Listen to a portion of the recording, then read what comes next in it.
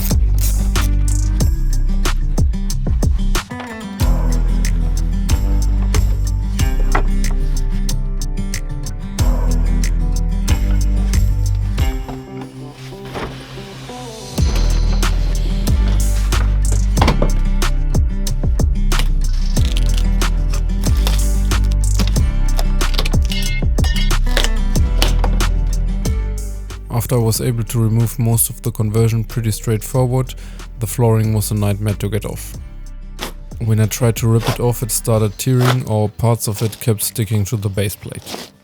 So I had to scrape free all the bolts and screws one by one.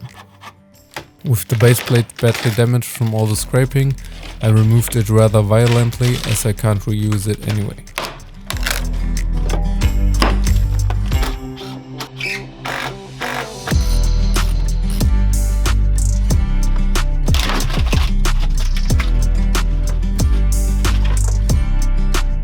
Then I started hammering out the slats I glued on the floor and ripping off most of the armor flakes.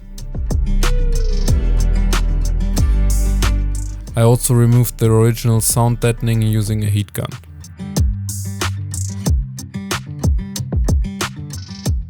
The most time consuming part was to get rid of the last bits of armor flakes. I used the dedicated armor flakes remover and some plastic scrapers to slowly but safely get the flooring 100% clean and ready for painting.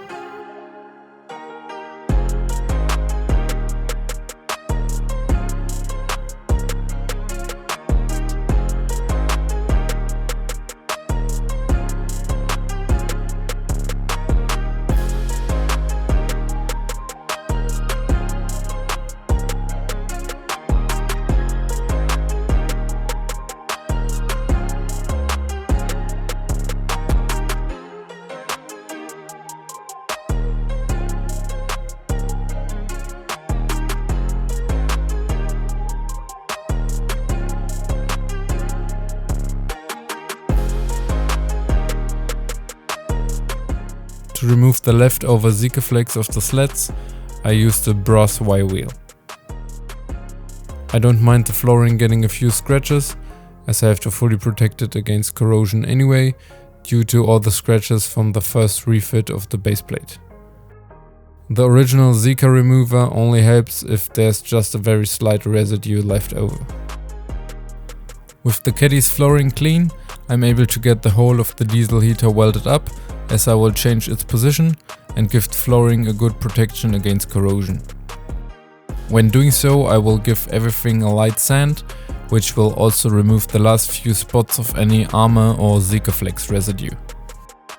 All of that will happen in the first episode of my Caddy Camper Conversion Series 2.0.